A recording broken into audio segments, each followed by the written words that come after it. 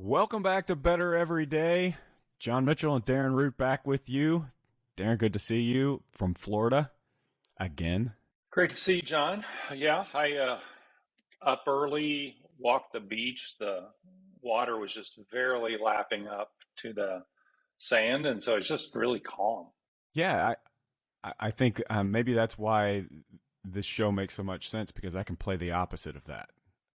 Got up late, threw in one of those processed breakfast bars as I was driving in, and yelled at all of the passerbys who were doing stupid things on the road. So I had the opposite of your walk on the beach today.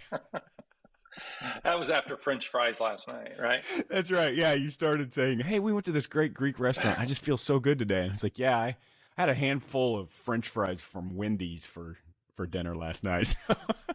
we are contrasting today.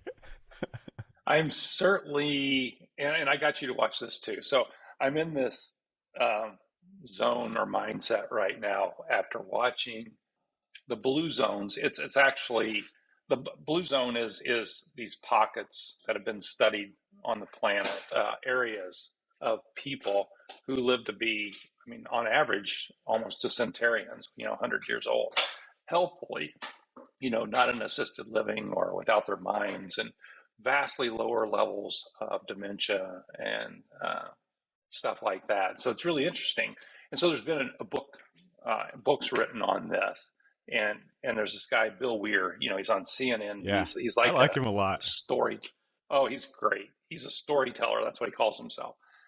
Anyway, he went to one of the blue zones is an island called Icaria off the coast of Athens. And it's not like one of the popular islands or anything, but the island of Icaria is a blue zone. And so he went there with the guy that had actually written the book on blue zones, and they started interviewing people. And I'm just fascinated by their lifestyle, and just some of the things that they continue to discover is this ability to live in the now, the ability to, their diet, is largely Mediterranean. Their multi-generational way of living, exercising daily. I mean, very things that protective are not of their environment, around the woods, the forests around them. Everything is they guard all of that stuff very carefully. It's really interesting. They definitely guard their lifestyle, but it's not an easy lifestyle. But it's I think what's so interesting about it is the way they relentlessly pursue, as you mentioned, protecting that, but also it's every day. It's not like, oh, I decided to exercise this week. It's like it's a life full of going up and down hills, Bicycles right? everywhere. And eating the right stuff and all that. So anyway, yeah, last night I hit the Greek restaurant, had a Greek salad, chicken kebabs, and I'm claiming I feel better today. So, well, I think that's sort of the point of that documentary. It's on CNN Plus, by the way, if you're interested. Bill Weir's. I better do that what's quickly because that's not going to last. Didn't last long. Yeah, I know. His is Wanderlust. Wanderlust. Yeah. Series. Yeah, so it's really good. Really, just a good deep breath. For me, I've been watching it lately just as I can, and I agree. The thing that it reminds me of is just the connection between the choices we make about our own health and our happiness, our ongoing, whatever happiness is. The way they describe it is just, one of his, I can't remember which one it was, but one of the episodes they talked about the gross national product of the country being happiness, and that they are, all of their laws and all of their money, everything goes into how do we create more happiness for people. And of course, that's a very subjective thing. The government has a very clear, objective perspective on what happiness is, but really, really interesting to think about just the decisions that we make. And what's interesting, the older I get, the more I feel like it's the small decisions. It's the little things that in the moment feel benign or feel insignificant that are actually the things that add up really quickly into me feeling better and me making better choices later and all of those things. I think you're spot on. So you're talking about the happiness episode on Wanderlust, and that wasn't Ikaria, but that was it was almost like yeah, it was an Asian country, and I can't remember what it was. It was a small little nation on a mountaintop, but super cool episode as well. But yeah, John, I think it is. It is the daily. We kind of talked about this last time. It's this daily decision to do things that we know. I mean, in the seven things they talked about in Ikaria, like multi-generational and eating right and exercising and, living in the now. I mean, none of that is super surprising. It's the ability to relentlessly do it or make it who you are, your habits on a daily basis. Because I might have a Greek salad last night, but tonight I could probably have a fillet with mashed potatoes and, with a side of French fries or something, Right. and if that's as opposed to daily doing it. You know, the idea that this is what leadership is. It's leading people to better individual intentional choices is really fascinating to me. My son and my daughter both go to this personal trainer here for student athletes here in Bloomington. And of course, they're all about lifting weights and about all of the things that make your body better. But recently, my son Reese, who weighs 80 pounds dripping wet, is in there trying to lift weights, and he's like, what do I need to do to get bigger? And the guy said, I just want you to make one choice differently this week. I want you to drink 0 pop and 0 energy drinks this week. He's like, what's that have to do with weightlifting? He's like, you'll be surprised. If you make a bet with me next week, I'll prove to you that you're a better weightlifter and you're stronger because you made those choices. So, I mean, we go home and I'm like, hey, Reese, there's energy drinks in the fridge. He's like, I can't have them. Zach says no. Like, this is, and so that was like 4 weeks ago, and Reese has not picked up either since, because even at age 13, he realized, oh, it's that little choice I made after school to have an energy drink that causes me later to not feel like working out as hard and not feel as good. And he would have never got that if the person in his life leading didn't draw him that picture, didn't just say, oh, in order to be happier, I mean, this is what we're talking about with work right now. In order to be happier in your life, maybe you should work from home more, or maybe you should work less. Instead of a leader going, maybe that's part of what happiness is, but is it also the small personal choices that we can help you as a company, help you make those and remind you of those and put together plans to be healthier? And I think that's the gross national product of a country being happiness. That's what it's about. It's about leading people to the things that actually bring them health. We were kind of chatting before we recorded today, and the thing that just continues to strike me is our ability to disconnect cause and effect. And not realize that there is cause and effect. And it's kind of like what Zach did for Reese. He connected cause and effect. And our whole shtick here, and the reason we do this, John, is because we want to help people, incrementally get better every single day. And that's based on choices and it's based on mindset. But I think it's really important to understand that there is cause and effect in everything that we do. And the more mindful you can be of that, I think, um, the more, like Reese, all of a sudden, you just pick up that little habit of, oh, it's not an energy drink after school, or it's not sugar filled pop that I should be drinking.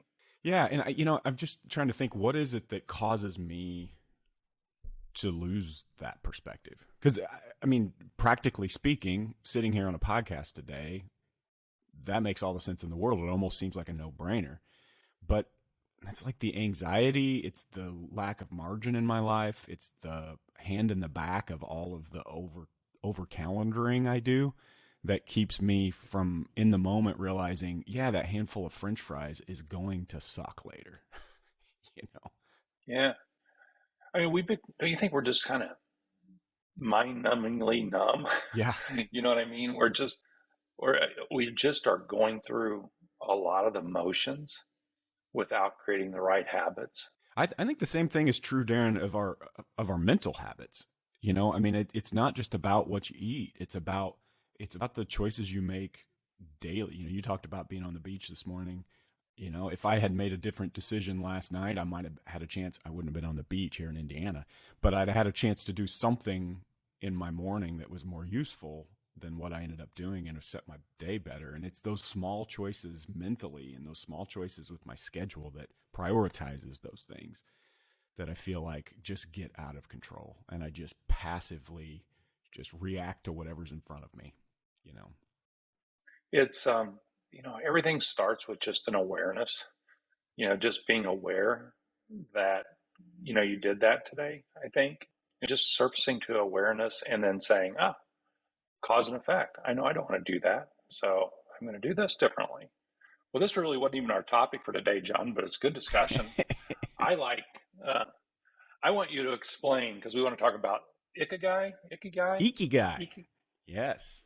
So Tell me what that I'm is. blown away with this ikigai thing. You have to say ikigai, and the reason I remember that is because you smile when you say it. If you say ikigai, you don't smile, but you say Right? ikigai and you have to smile. Yeah. Ikigai. Yeah. The idea, Long E. yeah, this is a Japanese concept that basically is what the nation believes is a roadmap to happiness. It's this path to happiness, and many of us don't often make it that simple. Like there is a simple path to happiness, and I'm not sure I totally buy that there is, but I am fascinated by the study of what it looks like and finding common denominators in people who have expressed happiness. And it does have a whole lot to do with what you do for a living. And that's why I started reading about it and started studying it, thinking about this podcast and the other things we do in terms of thought leadership and helping people move forward. You know, how does what you do on a daily basis impact your road to, you know, what you're trying to get out of life? And they boil it down to, I love this. I love thinking about it in this way. This may be the most useful thing I've gotten out of the books I've read so far, and that is they break the roadmap down into finding out what you love, finding out what you're good at, finding out what you can be rewarded for, and finding out what the world needs. And where all four of those things come together is where they believe you will find your occupational happiness. And I think that's the phrase that is so profound to me right now. The idea of occupational happiness. What does it look like for me to enjoy what I do and feel like it's an extension of my pursuit of happiness all over my life? And I think that's, you know, Darren, we've talked a lot about discovering, and I know you want to bring this up today too, your unique ability in the midst of all that, which is sort of our way of injecting something into the Ikigai roadmap here. But I think that's a major part of what we're talking about. Yeah, I think, before I understood or started reading after you suggested the Ikigai book, I was introduced to a concept just called the unique, your unique ability. And this was by a coaching program that I was in, I don't know, a number of years ago. And the guy that led the program, what he said was, you can do all kinds of things over the course of the day. And he was talking to a bunch of entrepreneurs, is who he was talking to. There's all kinds of things you can do over the course of the day. But if you want to really zero in on happiness and success and those things, figure out what you're uniquely qualified to do. So in my case, as an example, when I was going through this, I was, running an accounting firm, and I was running RootWorks at the same time. And I was spending time in my day cranking out tax returns because there were tax returns that needed to be done and reviewed and those sort of things. And I was certainly not overly capable, but capable of doing those things. And because they were right in front of me, I was spending a good part of my day, cranking through that. So every day I get up, go to the office, crank through those things. Um, at the same time, I'm trying to do some of these other things like, write a couple of books, um, lead 1,000 accounting firms, in a direction towards the modern firm. And there were certain things in there that I was really way more gifted at than other things, like telling a story and mapping, making things that seem very complex for accounting firms simpler. And I'm not talking about technical things; I'm talking about strategic things. So, if you look at all of those things, this guy, his name was Dan Sullivan, the coach. What Dan said was, figure out what you're uniquely qualified to do. Yes, you're qualified to do a tax return, but figure out what you're uniquely qualified to do. And then figure out a way to spend 80% of your time in that activity, in the pursuit of that activity. So again, I know this isn't the same as Ikigai, but that was life changing for me. Just that piece of advice alone was life changing, because all of a sudden I started thinking about, okay, what is my unique ability? What am I really, really good at? And that's not easy to discover, and it takes work to think about and all that kind of stuff. But when you can actually start spending time in things that you're really uniquely qualified to do, it starts changing the game. Now, I take that, John, and now plug that into Ikigai, which is just a small component of it, right? Yeah. So what's interesting to me, Darren, is it fits exactly with the conversation that they have about what they call your vocation. So you can have an occupation, which in your case was tax returns, but your vocation was leading leaders, and that thing that you are uniquely good at that you can be paid for. Because the other problem here is that you might have something you're really good at that nobody wants to pay you for. And so how much of that can you do unless you're just independently wealthy, which is a very small percentage. So finding the vocation and not just the occupation is about saying, I'm going to find something worthwhile, worth being paid to do, that fits inside of the idea that this is what I'm good at. Then they get the passion, which is, the way they say this is, and this is simplifying, but basically, what this is. You know what your passion is. And many people are like, no, I don't. Discover your passion. There is no, in the Ikigai, there is no like journey to discovering your passion, because their belief is, and if you get quiet enough, and if you get honest enough, what it is that moves you and gravitates you towards something that means more. And so they call that your passion. And then you get this mission, and the way the mission, and Darren, this is how, I've got to see this evolution in you. I got to see your passion and your vocation become a mission. And I mean, in a lot of ways, this podcast is evidence of that. It's that sense that I found something people will pay me for. It matches up with what I care about and what I gravitate towards and what I love. And oh, by the way, other people need this. They need me to think in this way and lead in this way. And then, so you get your passion, you got your mission, you got your vocation. And then the profession part of that is you're going to grow financially, and you're going to move up in a lot of ways, not just financially, but you're going to get more exposure, and you're going to get more influence, and you're going to get more leadership. And those are the components that I think that make so much sense to where we are right now. And one of the things that, Darren, I know you're passionate about right now, and I've been on a lot of thought leadership opportunities where you get a chance to talk about it, the fact that we need to embrace what's happening right now in our world and realize that we have to make a change. And the Ikigai, one of the things that I love, there's a whole chapter about all of the old buildings in Japan and in these communities where the Ikigai is such an important part of their community.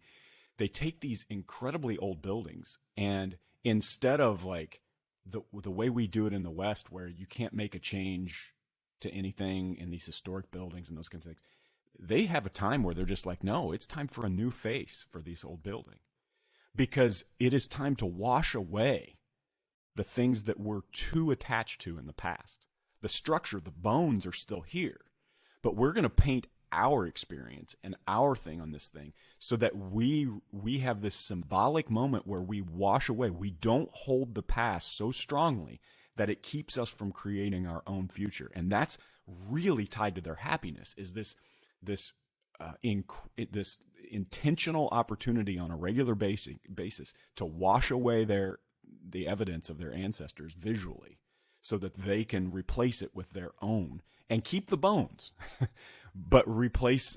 And I think that that's so much a part of happiness. And maybe that's kind of where we feel like, Darren, right now, small businesses are in terms of leadership. Is this an opportunity to embrace the roadmap to happiness by saying, let's rediscover our passion, our mission, our profession, our vocation.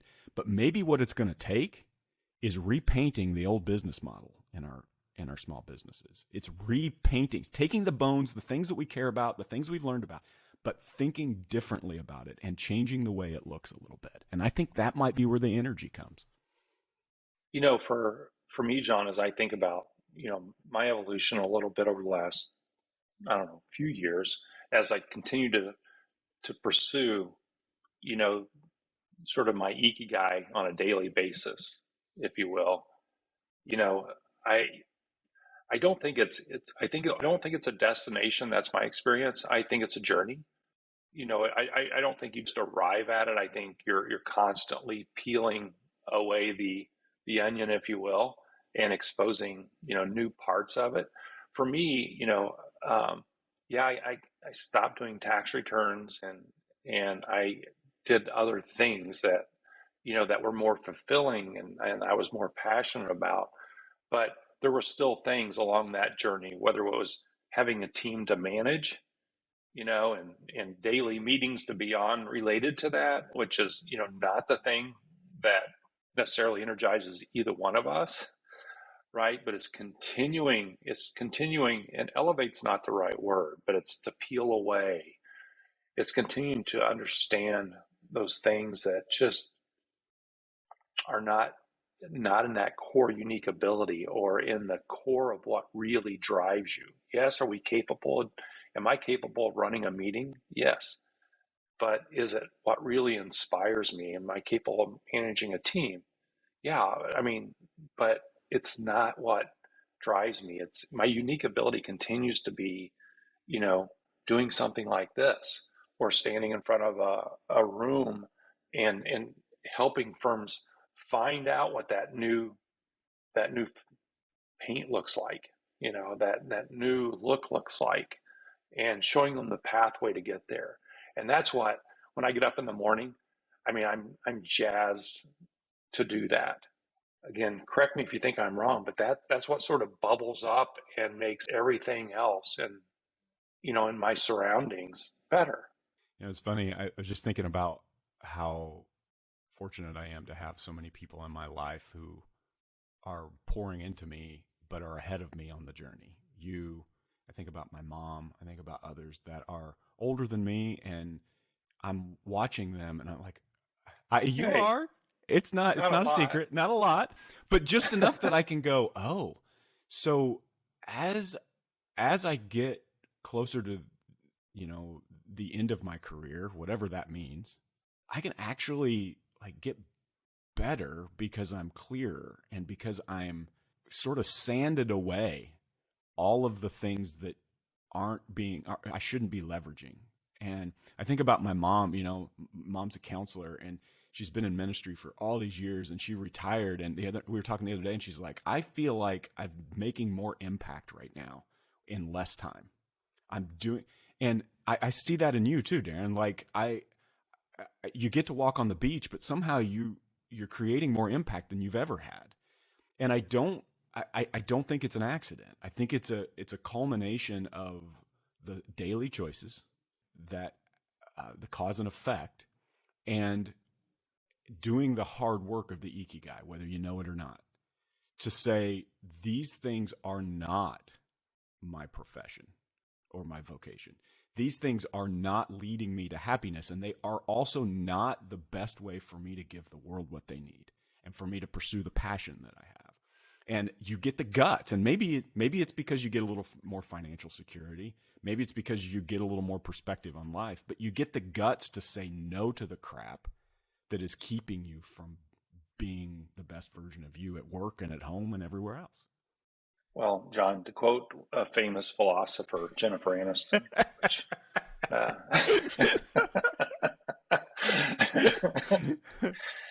time is just a social construct. And my point, all kidding aside, but this idea that we get paid for an hour and time is worth an Yeah. hour's wage. Um, I think we should be looking at that differently. I've evolved to realize that when I think of Billy Joel and I think about him creating a song, and again on CNN Plus, there's a Oh, I great saw interview that, with but I haven't Billy actually Joel, watched it yet. and I've seen I gotta check that out. it's so good, so good. He still plays Madison Square Gardens once a month and to Oh a gosh, sold out crowd. he could probably sell out for the rest of his life everywhere he plays. Yep. I've been to Madison Square four Wow. times to watch him. So anyway, but the amount of effort, that he puts in to actually recording the song or going and doing an event, and the amount of return that comes out of that. I mean, that's, again, I'm not saying anything about whether Billy Joel's happy, not happy, or any of that kind of stuff. But if you start thinking about getting in the zone or, those things that you're just uniquely qualified to do, if you can figure out how to get there, it's not about time. It's about impact. And I think that's probably what your mom would say as well. As you continue to get, to figure this out more and more, it's about having an impact. And the more impact you can make, it's not about the amount of time that it takes to do that. It all boils down to simplifying. I mean, you've said this since I've known you, Darren, that doing the hard work of simplifying your life and your business is what it takes to move mountains, as Steve Jobs would say. Steve Jobs and Jennifer Aniston in the same quotes. I wish I had thought of that one. those It's are deep today. Two of my famous philosophers, my two famous Greek philosophers. Well, Darren, you never know where this is going to take us. I'm just glad to be able to do this with you and to continue to be able to kind of refine my own ikigai and my own path. That is a fantastic book. I can't recommend it enough, just to keep your mind open about the path to happiness, and the Bill Weir on CNN Plus 2. Great thing to be watching right now. All right, John. So we would be remiss if we didn't spell There you go. ikigai. Yeah. So the way you spell ikigai is Ikigai. Ikigai. It's not ikigai. Ikigai is ikigai is like the guy that that you don't want to talk to down the street. It's not an ikigai. It's an ikigai. And there are a few books out there. My favorite one is called How to Ikigai. In fact, if you don't want to read the book, you can go out to YouTube and listen to his TED Talk. Just type in How to Ikigai. The guy's name is Tim Tamashiro, and he is hilarious. He is funny, a big deep breath. Just a really good moment of perspective, and to see how an entire community has dedicated themselves to a journey that they've kind of found this common denominator in what it takes to be occupationally happy in life and work. So it's good.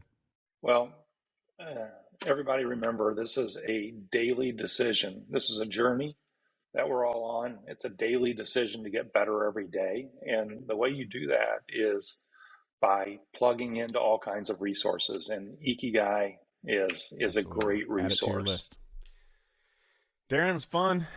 Thanks for listening today. Hope you heard something that makes you better every day and makes you happier along the way. Thanks for listening. We'll see you next time.